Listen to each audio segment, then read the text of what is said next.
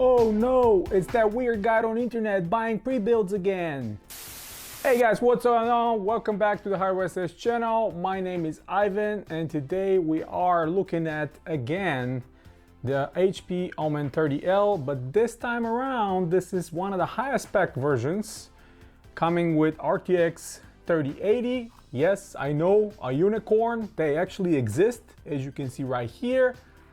The processor inside this time around is i9-10850K, very capable one, and we have 32 gigabytes of DDR4 RAM. Unfortunately, non-RGB. For those that like RGB, that's a bummer. Not for me.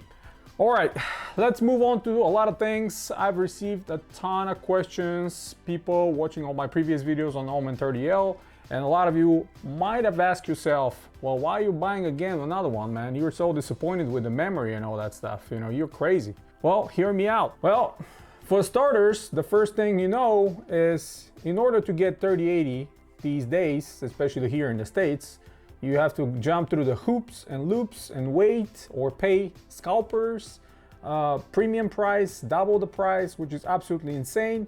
So it's much cheaper actually to get a pre-build with already 3080 inside than actually going and buying it off of resale or scalpers on eBay, right?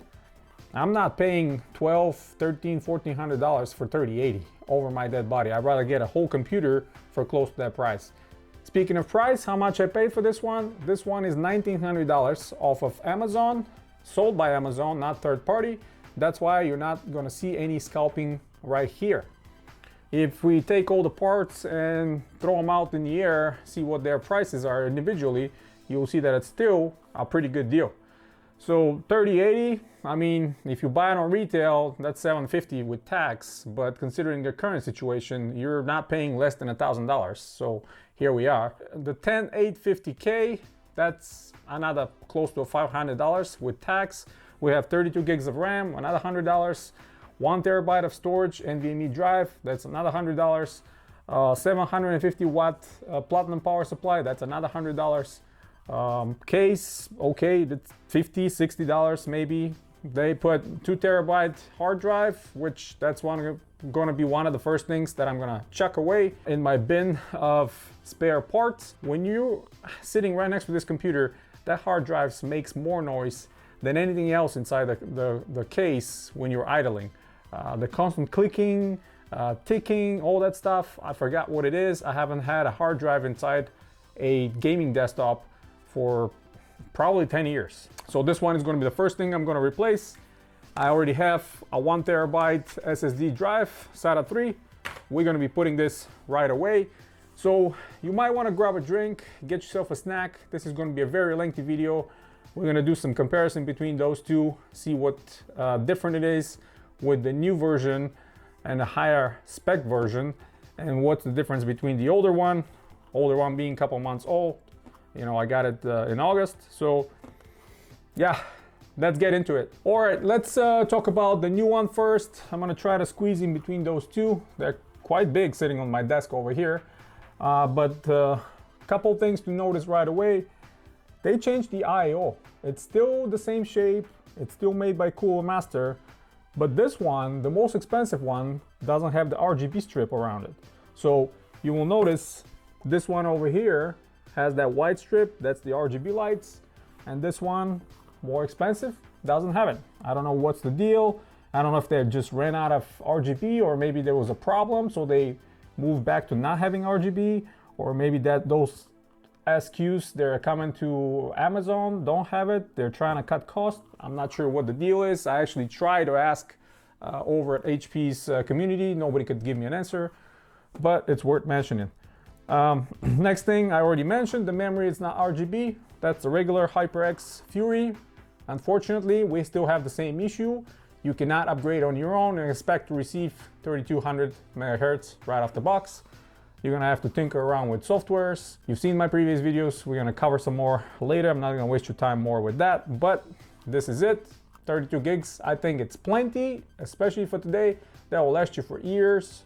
So people that need more, you're gonna have to buy it from HP. Of course, the biggest thing is the 3080, and before I bought it, I kind of looked around, tried to see all the other people that actually bought that same or similar computer from Amazon and got the 3080, and I wanted to see how that specific HP version looks like, because the previous versions of the RTX, they all had these old style blower versions. They were not very efficient, they were loud, they were overheating. A lot of people were complaining about it, so I was like, you know, let me see how it looks and make my judgment, because if it's another blower style, it's not worth buying it.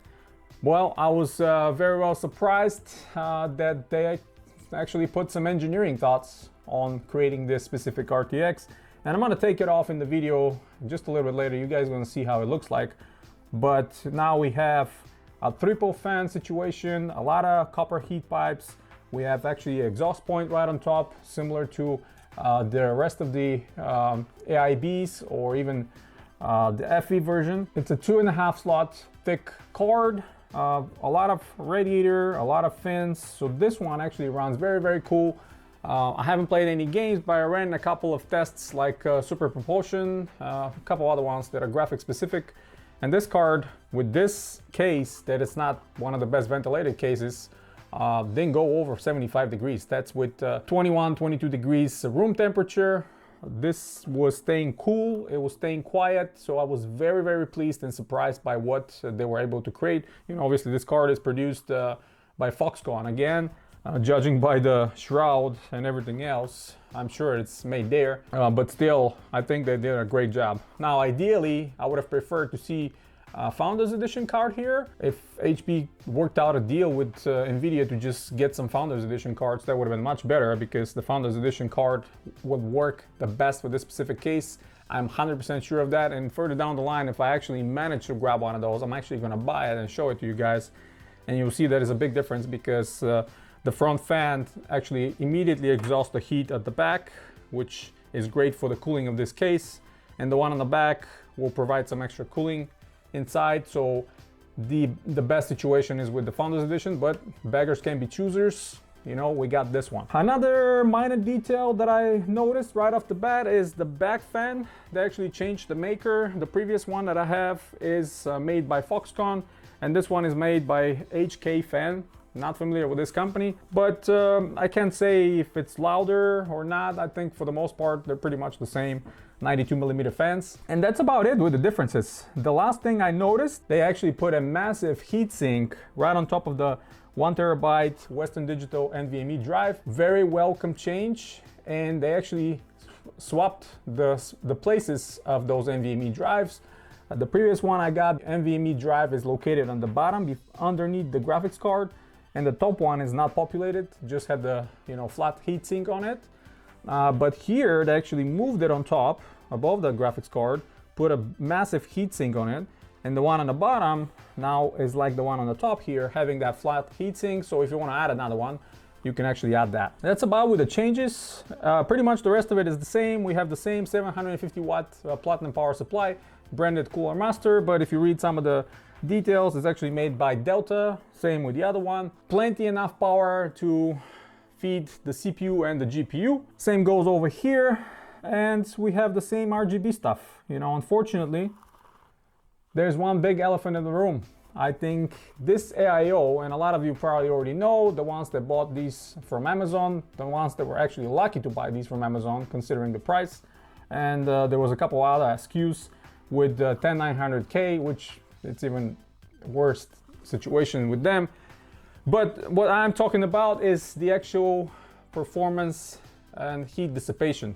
This specific AIO is not that capable to control the heat produced by these i9 processors. Now, I'm not sure how is it handling the i7 processor, but I know how it handles the i5 10600, and it's perfectly fine. The processor never goes over 70, 72 degrees, even with the most stressful situations and just running CPU intense programs. But here, yesterday, just for a moment, you know, I put Cinebench R20, wanted to see the performance of the CPU only, and by the end of the run of the Cinebench R20, 2 or 3 of the cores were actually reporting thermal throttling, and the temperature went over 90 degrees. This is not a good news. For those of you that are relying on a lot of heavy CPU intensive tasks, you're gonna have to look for alternatives, a different AIO or a different case altogether. I already have a couple ideas what I'm willing to do and what I'm thinking about doing, and I'm gonna show it to you in this video as well. But for now, I think it's a big problem, and I think HP will have a big problem with a lot of people returning these computers once they realize all that thermal throttling. And not only that, but when that processor reaches close to 90 degrees centigrade, the fan of the AIO starts spinning so loud, it almost sounds like a jet engine or a leaf blower. So the decibels are becoming unbearable if you have it in the room, and people can hear it across the house. It's definitely something that I am very concerned about, and I was kind of aware that it's going to happen reading other people's feedbacks and reviews on Amazon and message boards and stuff like that. I know these later generations i9s are producing a huge amount of heat, and it's very hard to control with a little 120 AIO that HP are plugging in. For 1060, absolutely perfect. And actually, I'm gonna go to extend and tell you, if you don't need that processor for a lot of processor intensive work, and if you're only planning to game, just configure it with a 10600. It's perfectly fine for gaming. It's great for gaming. At the same time, it's not producing as much heat as these guys. This is a 10 core, 20 threaded processor. This is only 6 core, 12 threaded. So there's a big difference. 4 more cores here, 8 more threads. So yeah, the heat is definitely tremendous. One of the ideas I have is just take everything out of this case and put it on a new case with better ventilation. Change the 120 AIO to 240, 280, maybe 360. I think in this case, it will be a lot easier to control the temperature. The other thing I was thinking is maybe just upgrade the AIO, but I don't think it's worth it. No matter what you get, if it's 120, you might drop a couple degrees even with the best ones, but it's still not gonna be the best. And the other thing is take everything out and modify the front of the case to add another 120 fan. We have only one on the bottom, but I wanted to, I can take the bottom cage, the hard drive cage out, leave only the top one, drill another hole exactly the same as the 120 in the bottom, put the same fan there, and that way I'm gonna have 2 120 fans pushing fresh air in. I think that's gonna help tremendously, but at the same time asking myself, is it worth doing all that work to modify it that way? And I'm not entirely sure how much better it's gonna be. Yeah, it's gonna drop probably 4 or 5 degrees, but between 90 degrees and 85, there's not a big difference, right? So I just might have to take everything out and put another case, which is unfortunate because I really like the design of this case. I think HP did a tremendous job with creating this case. I think it's the most beautiful one from all the pre-builds compared to Alienware, compared to Lenovo. I think it's the best looking one, the most unique one, and the most high-end looking one. Unfortunately, I wish they went to the extent of creating another hole in the front right off the factory and put 2 fans there. And I mentioned that in a previous video on the back, instead of just having one 92 millimeter, if they wanted to keep the form and kind of the narrow footprint of this one, they could have moved this one up and put another one at the bottom, just have 2 92 millimeters in the back to exhaust. I think that would have been a huge difference, having 2 120s pushing air in and 2 92 millimeters taking the hot air out. The other thing is, the RTX 3080 is not creating too much heat, but still it creates heat, and that heat gets dumped inside the case. That heat needs to go out somewhere, and if it doesn't have enough power to get out of the back from that 92 millimeter fan, it will have to go through the AIO, so that's additional heat. So yeah, there's a lot of questions, a lot of dilemmas, what to do here. Obviously, I want to completely test a lot of games and see how actually the processor will, behave in games, because I'm not planning to use it for video editing or anything CPU related that much. I already have a video editing rig with 3900X, so I don't care that much. I just wanted to see how it's going to be with gaming. If in gaming stays around 75 up to 80 degrees maximum, I will be happy with that. I don't have to do any modifications, but if it's still going above 80 degrees and it's going to thermal throttling and all that stuff, and the noise obviously gets unbearable, I'm just gonna have to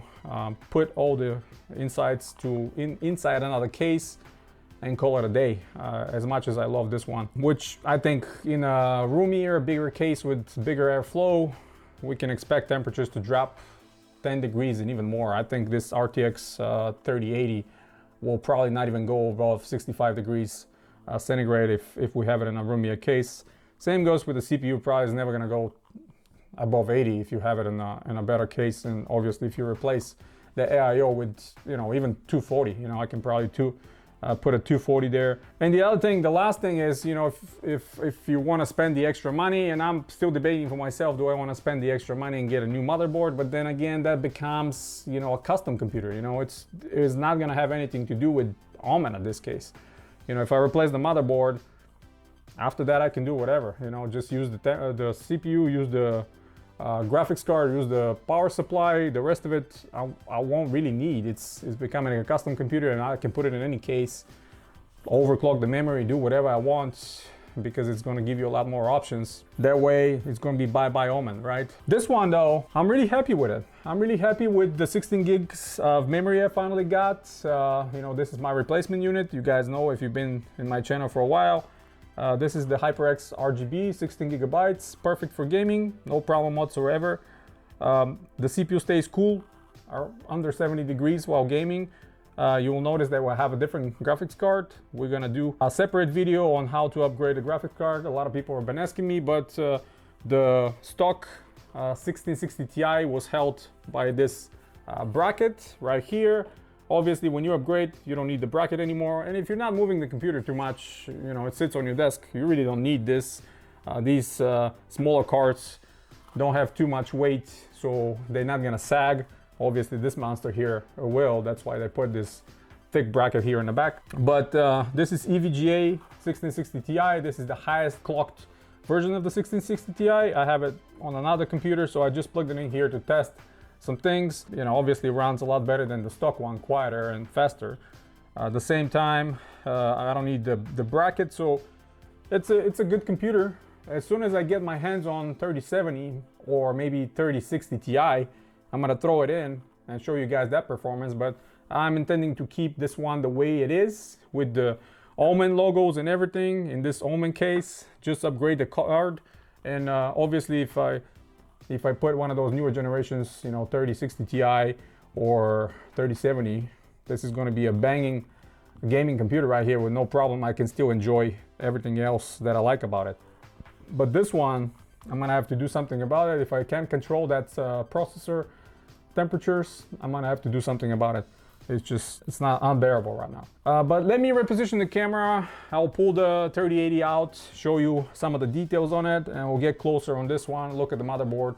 It's exactly the same, but just a few tiny changes here and there. And yeah, we're gonna wrap this up. And on the next one, we're gonna run some gaming tests here with the 3080. I'm so glad that finally I got my hands on 3080. It's been, what, since September. Been chasing this one. Obviously, I'm not gonna pay resale, because don't feed the resellers, don't feed the scalpers.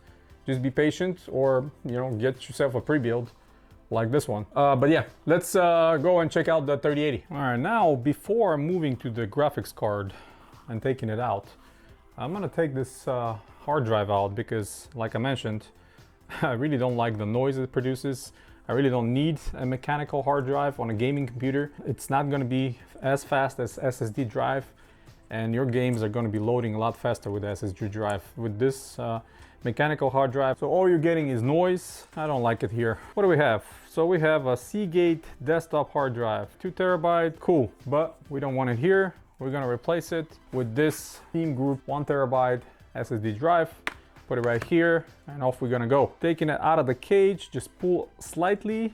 There's a little tabs here, and here it is. Quite slim. Today's day and age, these hard drives are slimmer. So we are going to align our SSD drive with the holes of the cage. You guys seen that on my previous video.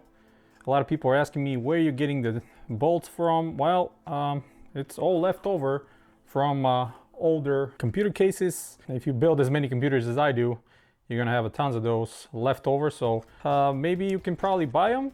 I'm sure they're sold on Amazon somewhere, but I'm not sure about the size. Maybe if you Google just SSD drive or 2.5-inch drive mounting screws, you're going to be able to find them. We're going to put the SATA power and SATA data cable in it. It will be good to go. So much better, no noise, much faster speeds. Just like that, to 1 terabyte SSD drive now. And we're gonna go on and remove the RTX 3080. So removing this bracket proves to be quite difficult. You gotta be careful really, because these 4 tabs in the back are latched quite well into the back of the cage. So you really have to yank it pretty hard. You might feel like you're breaking something, but you're fine actually. Just be careful not to twist it up and down, just the way it is. It will come up like this, and then you're good to go. And now we are finally going to be able to get RTX 3080 out. All right, here it is. This is the 3080 that is coming with the HP Omen 30L. We have a triple fan cooling solution. Middle one is the biggest, I think it's 92 millimeter, and then we have 280 millimeters on the side. We have, let's see, 1, 2, 3, 4 very thick copper heat pipes going on the back side. And actually the card is very heavy, and we have an exhaust point in the back. You can actually see the fan inside. And this is again made by Foxconn, I think. So the PCB ends right here. You can kind of see it poking through the opening in the back. We have a metal backplate, quite thick actually in the back, very good, rigid. Perforations in the front and functional actually perforations in the back where actually the fan blows up. We have 2x8 for the power delivery right here. And as mentioned, the card itself, it's 2.5 slots. You see the 2 slots and then half on the top. Not the best perforations here on the bracket for the air exhaust, but still significant enough, I think, considering how much cooler this card runs compared to their previous editions of RTX 20s. Blower style, it's just much better. We have another bracket, metal bracket on the bottom to support PCB. So I think this time around they actually put a very good effort in these. The GeForce RTX is lighted up white, by the way. Unfortunately, you cannot change the color, syncing with your Omen Command Center or Omen, what is now, the Game Hub. But that's fine by me. Very heavy, very nicely done. I think they finally did a great job with the cards. And how am I noticing that it's the same made by Foxconn? Very similar to even the GTX 1660 Ti that I have from HP in the previous computers. Very similar design to some of their previous ones, but now of course we have this much better efficient triple fan situation right here. Kudos to HP actually creating a better product this time around, putting actual functioning backplate in the back. The power peak of this card while running some of the tests I've seen, it was about 330 watts, so it's pulling quite a lot of power. Keep that in mind. If we take a peek more inside, we have very big heatsink on top of the 1 terabyte NVMe drive sitting right on top. Good choice placing it on top of it now. I like that much better. And then we have the other one, the other slot covered right here with the heatsink. We got the 2x16 HyperX Fury with the following specs right here. These are XMP 3200, and this is the HP port number for those of you that might be looking for it. Let me see if the camera can focus so you can see it better. So L75927-001. Go to parts.hp.com. You can find out that memory over there. Probably gonna cost you a lot of money, but at least it's an option, right? I think 32 gigabytes, it's plenty for me, so this is gonna be like that for a while. Now we have the 1 terabyte SSD drive. You'll see the water block. A lot of people are reporting kinks on those tubes. Just be aware, especially that back tube. If it's kinked, you're gonna have to fix that. Otherwise, you're gonna be getting horrible temps even at idle. We got the control board down there for the RGB. We have our Wi-Fi card, AX201 in Intel, latest generation, Wi-Fi 6. Front I/O here with the USB 3s, the 24 pin. So this is a standard micro ATX motherboard. You can put it on any case if you want to, obviously. And luckily they kept the big heat sinks on the VRMs. This is always great and welcome. And all black, uniform color.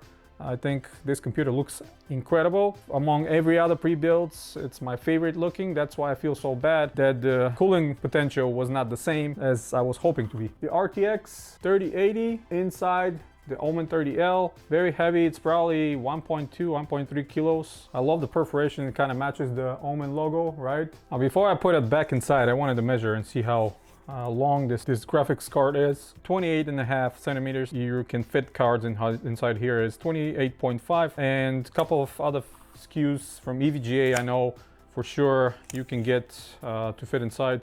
So remember, 28.5 centimeters, that's the length of the graphics card that you are allowed to use in this specific case if you're looking for options to upgrade if you don't have one of those already. All right, that's it with the installation. We have the 3080 back in the case.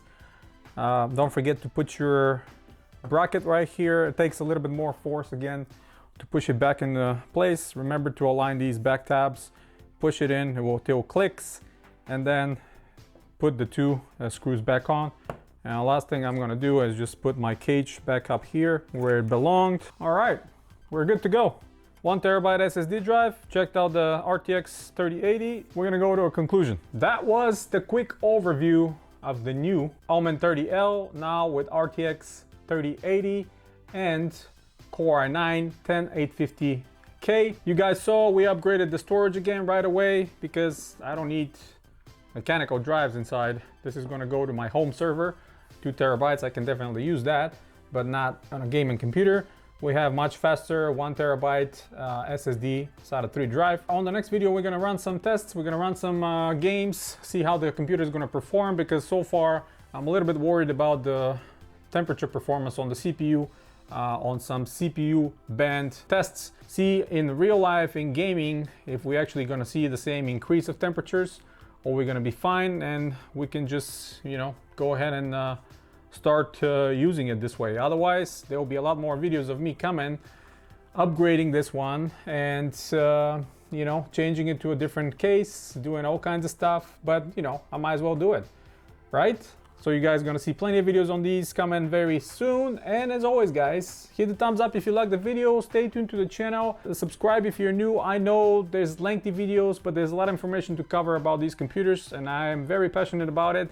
I like to talk a lot about these computers and tell you everything that you are interested in and you need to know. And until next time, guys, you have a wonderful day.